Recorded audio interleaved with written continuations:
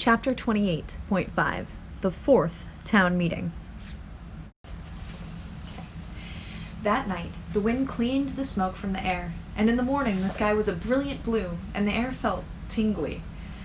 The sunlight was warm, but it had a new quality, thinner and sharper. The season was changing. A messenger from town arrived at the hotel that morning. Doon, who happened to be the first person up, ran into him on the hotel steps. "Tell your people," said the messenger, "that the leaders of Sparks wish to meet with the people of Ember at noon today. They will come to the hotel ballroom." Doon conveyed this message to the next several people he saw, and they told others, and soon everyone knew. At noon, they assembled in the ballroom. Doon stood with his father in the midst of the crowd. All around him he heard uneasy murmurings. "Would this be more bad news?" he heard Miss Thorne whisper to someone. "I'm nervous. I have a stomachache." He was nervous too. His hands were damp. A few minutes after 12, Mary Waters and Wilmer Dent came into the ballroom. With them were 4 men carrying a stretcher, on which Doon saw a blanket-draped figure. The stiff gray beard jutting up from the chin told him it was Ben Barlow. Dr. Hester walked beside him, and with her were Mrs. Murdo, Lena, and Poppy. Other townspeople followed, lining up around the edges of the room. Doon recognized storekeepers and team leaders, including Chugger, along with many of the families of Sparks. The Partons were there. He saw Kenny trotting behind his parents. Doon raised his arm and called to Lena, and she came to stand beside him. "Is Ben badly hurt?" Doon whispered. "I think so," Lena whispered back. "The doctor says he was hit in the shoulder. She said the blast almost blew off his arm." "Listen," Doon said. "I have to tell you something important." And in the next few minutes, as the town leaders and the men carrying Ben mounted the steps to the stage, he whispered to Lena that he'd discovered about Tick. "Really?" She kept saying. "Really? How could he? I can't believe it." "And last night," Doon whispered, "I went and found Tick, and I told him I knew, and he said..." But in that moment, Mary Waters held up her hands for quiet. Doon stopped whispering and turned his eyes to the stage. The men had set the stretcher down and propped one end of it on a chair, so that Ben lay at a slant. A bandage covered one of his eyes. He glared out at the audience with the other. When Mary spoke, there was a slight quaver in her voice. "We are here to talk about a serious matter," she said. "Ben was badly injured yesterday, but he has insisted on coming. We all wish to speak with you face to face." She paused. "First of all, I must tell you this. We have realized that we cannot ask you to leave here. Your generosity yesterday has helped us remember our own." No one spoke, but the people of Ember glanced at each other and let out breaths of relief. Doon bumped his shoulder against Lena's, and they grinned. "Yesterday," Mary went on, "when our weapon exploded and the fire went out of control, a child of Ember crossed the line that divided us from each other. We are grateful to her for leading the way." "Lena! Lena!" cried a few scattered voices. Lena thought she heard Maddie's voice among them. Doon startled her by yelling, "Lena the Brave!" right in her ear. "I want to say," Mary continued, "that we have made mistakes, and we are sorry for them. We had good intentions at the beginning. We did our best to help you, but when it got hard, we closed our hearts." Wilmer Dent smiled apologetically. We were worried," he began. Ben interrupted him. His voice was hoarse and weak, and he seemed to be having trouble breathing. Doon strained to hear him. "We were justifiably concerned," he croaked, "about critical food shortages, attempting to ensure the safety of our own people." He made a kind of wheezing, gasping sound. "Understandably," he added. Wilmer shrugged his shoulders, still smiling nervously. It was just that we were afraid," said Mary. "We were afraid. Let us say it right out. We were afraid that you would ruin everything for us. We feared that you would push us back into deprivation." There was a silence then, in which no one knew what to say. "So we tried to get rid of the problem instead of solving it," Mary went on. "Unfortunately, both our plans and yours were thwarted. Or fortunately, both our plans and yours were thwarted. She stepped forward and gazed out at the crowd. Her eyes met Dune's and held them for a second. Just last night, she said, I learned 2 things that have changed my picture of what has happened here. The first is this. We still don't know who wrote the muddy words on the plaza. We may never know. But the other attacks on the people of Ember, the ugly writings on the walls of the Pioneer, and the poison oak on the doorstep were not carried out by Sparks villagers at all. The Emberites turned to each other with puzzled looks and murmured confusedly, But who would? What does that mean? It was young Dune Harrow who explained it to me, said Mary. I'd like him to explain it to us all, if he will. She nodded to Dune and gestured upward with her hand. So Dune stood up. He told the assembled people the same thing he told Mary the night before when he came to her house late in the evening. It can't be true! Someone cried out. Dune thought it was Allie Bright, who had been Tick's right-hand man. It is true, Dune said. Tick told me himself last night. He said it was just good strategy. He said he knew there was going to be a war, and he needed to raise a strong army. When people are attacked, he said, they get mad, and angry people are the best warriors. So he decided to make people angry. He told me he got a good idea for how to do it when he saw those muddy words in the plaza. At that, a roar swelled up and filled the ballroom. People shouted, "Where is he?" and twisted around to look for Tick. A few of them began barging through the audience, trying to find him. Dune called out, "Wait! Listen! He isn't here." The commotion quieted down. People turned towards Dune. Last night, when I talked to him, Tick was stuffing everything he owns in a sack, said Dune. He told me he was leaving. He said he couldn't live anymore with cowards and traitors. He heard a roamer was coming through the village today, and he planned to catch a ride with him. Some others are going too. They're going to the settlement in the far south. Tick said where they hope to have a better welcome than they got here. A great clamor greeted this announcement. Some people laughed, some shouted, "Good riddance," and some just grumbled and shook their heads. Finally, Mary raised her hands again and called, "Please, quiet. I have more to say." People grew silent and listened. I said I had learned 2 things, she said. The second is this.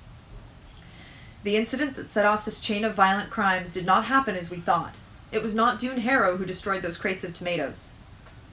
This came as no surprise to the people of Ember, who had never believed Dune guilty in the first place. But the villagers in the meeting looked startled. Dune saw Martha Parton flick her eyes towards him, her eyebrows flying upward, and she saw Ordney give him a quizzical look. Behind them, Kenny smiled a sunny smile. Torrin Crane has taken back the statement he made, Mary said. He did not, after all, see Dune Harrow throw those tomatoes. He still refuses to say who did throw them. We must make up our own minds about that, but I believe we can be sure that it was not a person from Ember. At that, a cheer arose from the crowd, a loud, disorderly cheer, and Dune was so astonished that he nearly fell over. Lena grabbed his arm. "I made him write it down on paper," she yelled into his ear. "I took the paper to Mary last night." When the cheering subsided, Mary continued.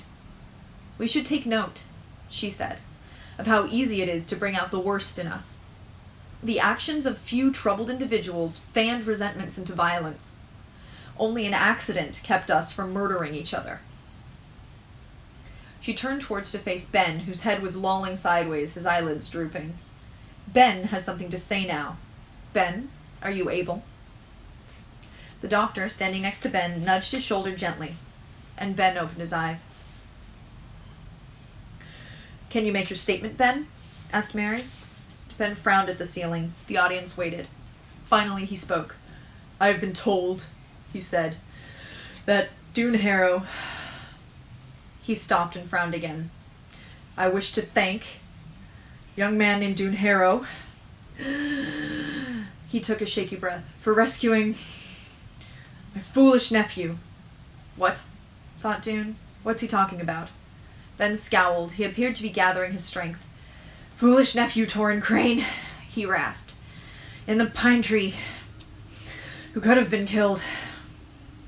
Ben's voice sank to a whisper, and the audience strained to hear. "By my foolish actions." Dune stood stunned. Torin was Ben's nephew? That was a surprise, but it was even more of a surprise to hear Ben almost apologizing for what he'd done. Lena was thumping Dune on the back. Someone behind him cried out, "3 cheers for Dune!" And 3 cheers rang out in the ballroom.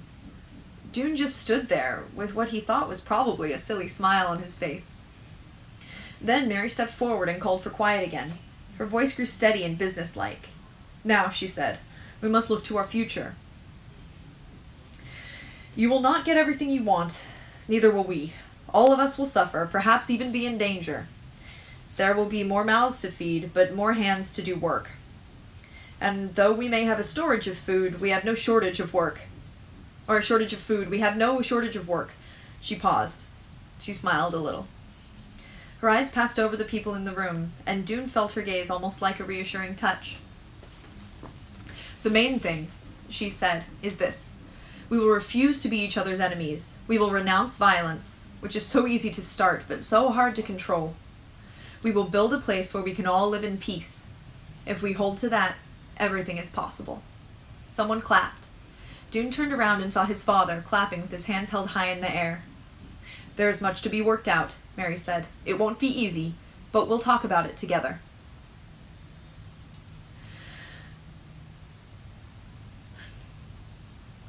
She paused for a second, and a change came over her face, the beginning of a smile. "One more thing," she said. "We will no longer speak of the people of Sparks and the people of Ember. From now on, we are all people of Sparks." A rustle swept through the crowd. Both Dune and Lena felt a pang of sorrow. To call themselves people of Sparks meant living behind the last trace of their old home, its name. The villagers, too, felt a pang, for them it was a pang of fear. These were their people now? Could they really live peacefully together? But the sorrow and the fear lasted only a few seconds. Everyone was tired of sorrow and fear. Whatever lay ahead, they thought, would probably be better, and they were willing to try it. After that, they turned to the practical details. "Actually," said Alma Hogan, the storehouse manager, "there's a fair amount of food in the storehouse. It's just that we never like to use it all up. This year we'll expect to use it all and hope we can replenish it next year. I'm afraid a great deal of it is pickles, though. By the end of the winter, we may all be eating more pickles than anything else." Dune's father mentioned politely that the hotel residents would have to have decent houses sooner or later. Mary said they would start building some of them now, out behind the meadow. The best of Sparks builders would be in charge, and they would teach the Emberites construction. "The houses will be small," Mary said, "and we'll be able to build only a few before the rains come. Most of you will have to spend the winter in the hotel." Clary stood up to announce that her garden was producing well. In addition to cucumbers, melons, and peppers, she had grown nearly 100 butternut squashes, which would be kept well through the winter. That would help a little. The villagers looked at her curiously. Butternut squashes? They had never had them. They had never heard of them. "I grew them from seeds I brought from Ember," Clary said. "I brought all the seeds I had, all kinds. Next year I'll be able to grow more." Mrs. Murdo said she had learned a great deal in her time with the doctor. She would be like the assistant doctor. "It's clear that this community needs more than one," she said.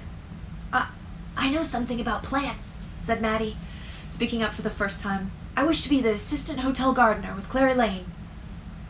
Edward Pocket said he demanded to be made official librarian. Mary looked surprised. We don't have a library," she said. "Exactly right," said Edward. "You have a disorderly heap of books. I have made great progress with them, however. I invite you to come by and see." Ben Barlow kept muttering dire warnings about crop failures and vitamin deficiencies and epidemics, but Mary said she would cope with those problems when and if they actually occurred. Little by little, people began to feel interested in how this new arrangement was going to work. There were endless questions. What if there were arguments? How would they be settled? Would the Emberites go back to eating with their lunchtime families? Would they get enough dinner and breakfast? What would happen when they needed things other than food, like shoes or soap or hats? "The trouble is," said Mrs. Polster, "we don't have anything. We can't trade for the goods in the market because we don't have anything you'd want." But Dune saw the solution right away. "We do," he said. Mrs. Polster raised her eyebrows to him. She wasn't used to being contradicted. "We have one thing that you need," said Dune. "Matches. We still have a lot left. We could use them to trade with, at least for a while. 2 matches for a pair of shoes, say. People laughed and clapped. It was perfect. Ben said in his opinion a pair of shoes was worth at least 5 matches, but no one paid much attention. All of this was to be worked out, Mary said. It's going to involve disagreement, and it's going to involve hardships, but we have endured hardship before. We can do it again. Wilmer sighed. It's just that we hoped we wouldn't have to, he said. Mary shot him a stern look. We can do it again, she repeated. And we will.